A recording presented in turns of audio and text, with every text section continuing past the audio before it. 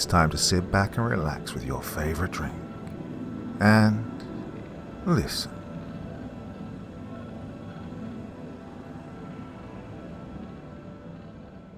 Lost in the endless. I've always found a special kind of solace in the forest. A place of peace where you can be at one with nature. I've gotten to know some forests like the back of my hand. But, well, tonight's story makes me think again about the solace you can find in the wooded areas. We walked on and on, the four of us. Me, my girlfriend, my brother, and his girlfriend. Hope of a rescue was beginning to fade. The forest around us was suffocating, pushing up against us as we walked through the thorns and brambles of the undergrowth. Barely any sky could be seen through the treetops, but what could be seen was the dark blue of pre-dawn. We'd been walking for hours, and the sun never rose. My watch said it was 4 p.m. We'd been walking now for about half the day. The others were starting to panic, and I couldn't blame them.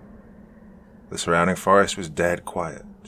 No animals made any noise, and no bugs skittered underneath. The forest didn't even look the same.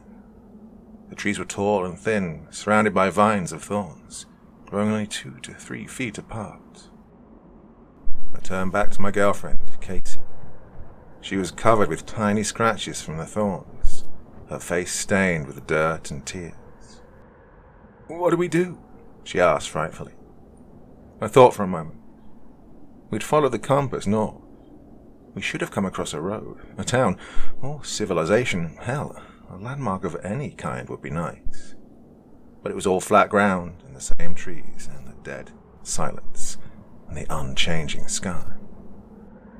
There was a smell, though. A wet, sour smell. And it permeated everything. It even soaked into my clothes, into the taste of the food we brought. It all started as a camping trip to the local state park. I'd been many times to the park with my brother during the past, and once with my girlfriend. This was the first time we were all getting together, my brother bringing along his new girlfriend. We'd left the parking lot to head towards our usual camping ground on a sunny morning. It'd be about a 20-minute hike to our chosen campsite. It was a nice, cleared-out area, next to a pond with big, jutting rocks on one side. Oh, I'd climbed those rocks as a kid. My girlfriend used them to sunbathe on our last visit. Things went bad about 10 minutes into our trek to the campground. The sky darkened and the trees pushed in, getting tighter and tighter. And of course, there was that sour smell. It flooded the area and stuck to the back of my throat. Our surroundings were completely different and alien. It seemed like we were in a completely different forest. We were originally heading south, so we promptly turned around to head back north. We'd been walking for hours now and still hadn't left the strange forest. Well, finally, we had to set up camp for a rest. We were huddled together, the trees forcing us to be close to each other. I leaned around a tree to talk to my brother, Jack. "Hey, did someone drug us, like human trafficking or something? And we just woke up here in these unfamiliar woods. Is that why we don't remember the time between?" I offered up. Well, once I took an Ambien, I didn't even know I'd fallen asleep. Next thing I knew, I'm at work the next day. I didn't remember driving or anything. Jack's girlfriend, Sharon, agreed. With me by nodding her head. "No, this is some supernatural shit," my brother Dave interjected. "How do you not admit this even now?" he scolded me. And to my ire, my girlfriend nodded in agreement with him. Jack had always been a believer in the paranormal. He watched all those stupid ghost shows and was way into Ancient Aliens when that show was a thing. Yeah, and he swore to death we'd both seen a ghost when we were kids, at our old house. Well, I didn't remember any of it. He told me I must have blocked it out because it was too world-shattering for me. I think I didn't remember it because it never happened. Well, I wasn't a die-hard skeptic. I was vaguely religious. Well, I believed in the afterlife, but call me a doubting Thomas. I needed physical proof before I devoted any physical action towards something. But all this was too much. Did my brother really think we were on another planet or something? It's like the Upside Down, my girlfriend Casey said. I looked at her like she was a crazy person. Well, we'd both watched Stranger Things on Netflix together. Now she was insinuating we were in the spooky world from the show. Or we're in hell, said Sharon. I looked at her with a sense of betrayal. God, how could she go from being a skeptic to full-blown tinfoil hat? Her statement held in the air between the four of us. Sharon had a vacant look. Did she believe she deserved hell? It's exactly how I imagined it, she said, looking down, her voice breaking at the end. What? Hell? I asked back immediately. No, the forest. I was a little afraid of camping in the woods at night. A couple of nights ago I had... Sharon paused, thinking of the words. A stress dream about the trip. In the dream, we couldn't find our way out. I mean, it wasn't scary, just frustrating, like dreaming you're back at work or school. Yeah, I used to have them when I was a sleep-deprived server and full-time student last year. My girlfriend chimed in. I dreamed I would be triple sat by the hostess. I couldn't find my pen, orders weren't right, customers were assholes. I'd wake up so angry. Exactly, Sharon responded. In my dream, it was this same bland, suffocating forest. She was crying. Now I'm just waiting to wake up. Well, since I'd been nominated as the de facto leader, I told the three to change the subject. We'd eat, sleep a little, and continue north. Well, the hours passed ad nauseum over the next 48 hours. We'd left lots of our food supplies in my brother's car. The plan was to make a trip back for the cooler after we'd set the camp up. So now we only had food for the next 3 days, if we'd rationed severely. We kept heading north, the only direction we had to follow. The woods remained the same, like a lazy video game developer just copied and pasted the same tree over and over again. The sky remained the same, a dark blue with no stars, no clouds. The only thing that changed was the smell. Oh, that sickly, sweet smell got worse and worse. I felt the urge to spit because the taste was heavy in my mouth, but I needed all the liquid I had to stay in my body. The first day there was a lot of arguing between all of us. It was a free-for-all of emotions. We all tried to rationalize what was happening, and nothing made sense. The second day, well, we counted days by sleep. We all tried not to fight and to get along. We had to work together to get through this. We marched forward like soldiers heading to an epic battle. But nothing changed. The supplies dwindled, and hope was flickering out. The third day, all hope was lost. I led us ever north, but they followed with heads down and eyes sullen. It's like we were prisoners on a death row march. When we called it quits on the third day, we all sat in separate corners, not talking. I turned my phone on for the last time. I've been conserving battery, but it was at 5% now, and I needed to see something other than the forest around me to keep me sane.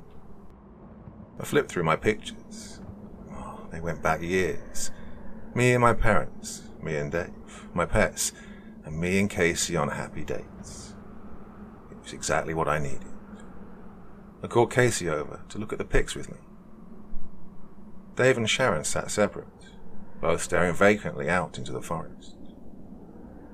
It's like the back rooms, Dave said out loud to no one in particular. What's that? Sharon asked, snapping out of her daze. Oh, it's a creepypasta, or an internet story. It's this world beneath or parallel to ours, he explained. It's just random rooms over and over, like a video game set to create random environments. You reach it when you glitch out of reality. It's like a developer failsafe, or that's how I interpret it. Yeah, but it's fake, I stated.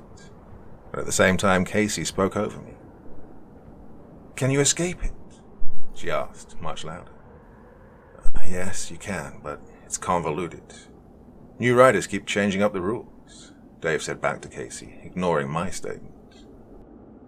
I mean, my bro continued, it makes sense the back rooms are rooms in a city setting, but what if it's this bland forest in outdoor settings? It's not real, I almost screamed. It's a story created by edgy teenagers and 30-year-olds still living with their mothers. Well, it makes more sense than marching north continuously hoping to magically end up back at our car, Dave screamed back. You're literally a skeptic living in a real, waking nightmare. Now you just look like a dumbass. Well, I felt like hitting him, and I almost launched over and did. But Casey grabbed my arm hard, and Sharon spoke up. It doesn't matter, she said, breaking into tears. We're in hell, and it is very real. Or at least, we're in limbo. Have any of you used the restroom since you've been here? Sharon continued, her voice growing angry as tears streamed down her face. Have you even taken a piss? Have you even been hungry? We eat out of habit, but do you even taste it? We all sat silently, thinking. You can't even have sex, Sharon spouted. Me and Dave tried. You just feel nothing. Well, Dave's face went bright red, and Casey and I got second-hand embarrassment from him. We knew they went out of sight the other day. Figured what was up. We just didn't want to know the details. It's stress, I muttered. The body locks up. It cuts out all non-essential functions for survival. People in wartime have been known to... I don't care anymore, she interrupted my feeble attempt at an explanation. I just want this to be over. If I have to die to do so, then I want to die. At that moment, I heard two tremendous crashes behind me. I was the one in the group sitting the furthest north, facing back south, to talk with my friends. Something gigantic moved over the trees above me. I saw Sharon look up in horror as a giant object, as tall and wide as an oak tree, slammed down onto her, shattering the tree she was leaning against, and pulverizing her body into a red mush. We all screamed and jumped up.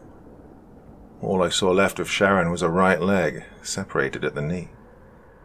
A tufty massive object blotting out the sky, and I realized I was looking up at the underside of a giant creature.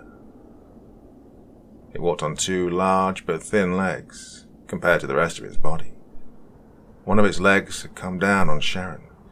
The other was straddled somewhere behind me. The legs stretched upwards about 50 feet to a large, bulbous black mass. The underside of this mass opened up like a curved smile, dropping mucus and spit upon us like rain. Inside this horrid mouth-like opening were white teeth, but these teeth were white human skulls. The skulls all lined up beside each other, and they all screamed down at me. Well, to our credit, the three of us took off in the same direction. Moments after escaping the campsite, the mouth dropped down to slam into the ground where we had been. Trees splintered and exploded, the massive skull-filled mouth taking a giant bite out of the earth. As it lifted back up, dirt and mucus rained everywhere. We ran for at least 10 minutes at top speed. It was easy to keep track of each other, being the only other things making noise and moving in these drab woods. At first we could hear the massive footsteps following us, but when that sound faded, we slowed down to a walking speed, trying to catch our breaths. Did you see that thing? My brother wheezed, asking the stupidest question in history. It was a titan, like from the anime. What? I said. It was a blob with human skulls for teeth, I corrected. I saw a clown, Casey added. A giant harlequin clown, tall like it was on stilts. It killed Sharon.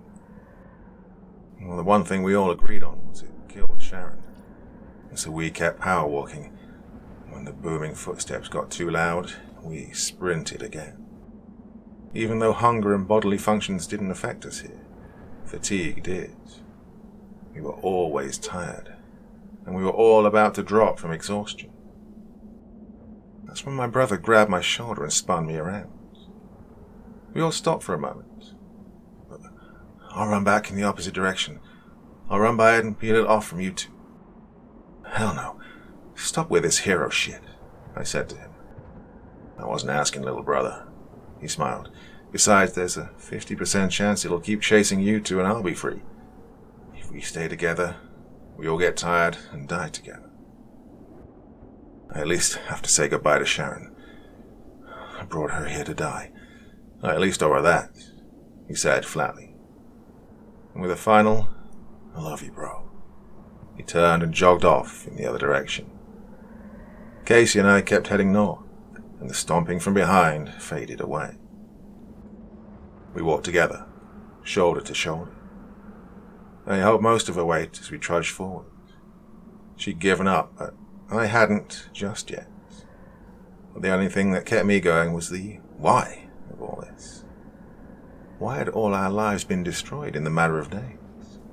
Why did the forest look like the dream Sharon had? Why did the creature look different to all of us? I had to know. I just wish we could have found our campsite, Casey croaked. I was so excited for this trip. I just wanted to see it one more time. And, just as she wished, we staggered through the trees a little while longer. Came out into a clearing, and there it was, the campsite she'd asked for, the pond with the rocks stacked up beside it. But it wasn't quite right. The pond was shaped differently, and the water was clearer looking, and the rock formation on the side was bigger, like how I remembered them when I was a kid. Casey laughed, a dry laugh. It was my death wish. She urged me to take her atop the rocks. Instead of being 20 feet high, it was at least 35 to 40 feet. Once we got to the top of the big rock, she went to the middle and laid down, like she would when she sunbathed. I knelt down beside her, and she pulled me close. This is fine. I want to die here beside you. I just want to sleep and not be killed by that wicked thing. She pulled me to lay down, and I refused to. Just lay here with me. Let's just go together, she urged. I have to know, I whispered to her. I have to know why it happened. Why do we all have to die here?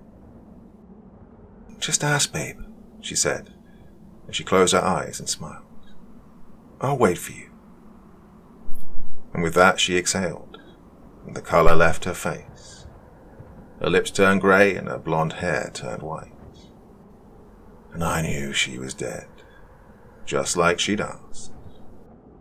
I knelt over her and wept. Once again I heard the booming footsteps approaching. I knew Dave was dead. The thing had caught up with him, probably when he finally said goodbye to Sharon. And that was his dying wish.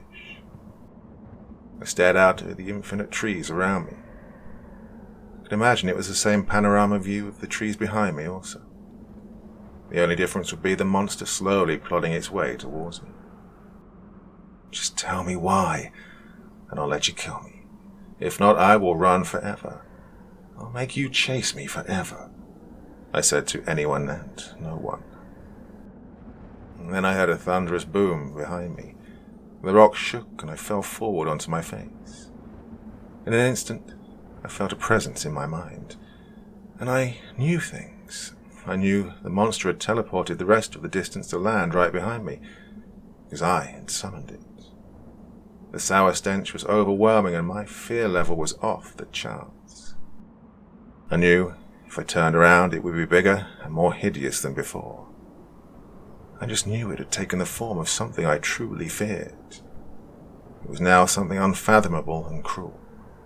A monster customized to terrify only me, to kill only me. I knew it would drive me mad just to glance at it. So I laid on my face and dared not move.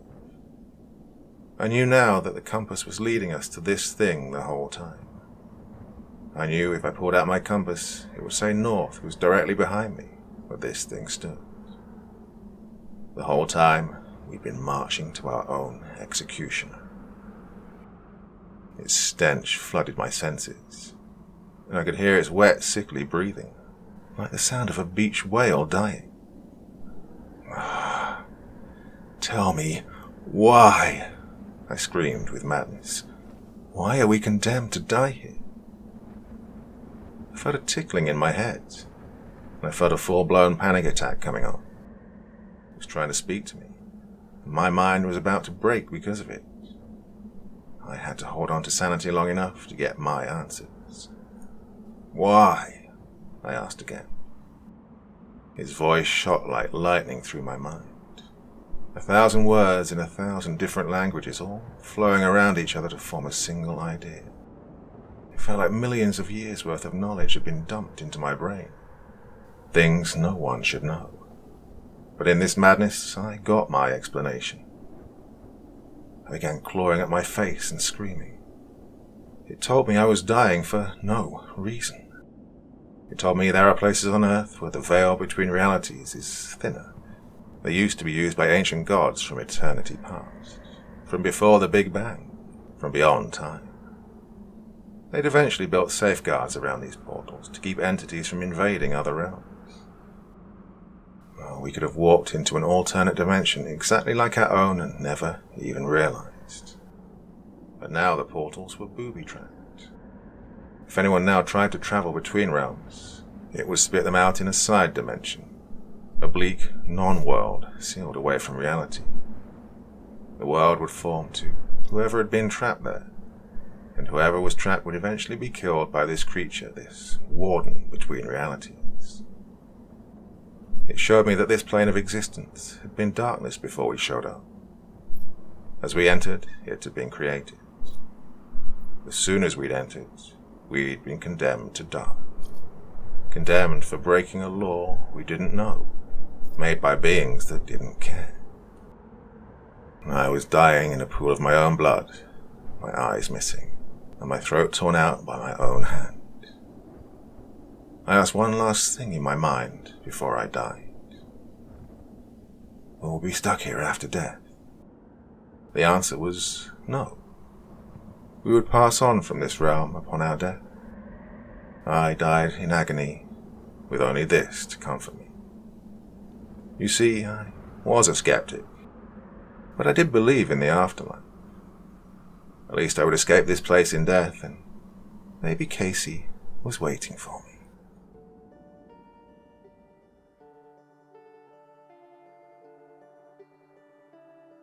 So a short one for this evening, but, well, let me see if I can get another one done for you. If I can, you'll be getting 2 stories this evening, but if not, well, I'll see you again very, very soon. Sweet dreams, my dear friends, and I'll see you next time.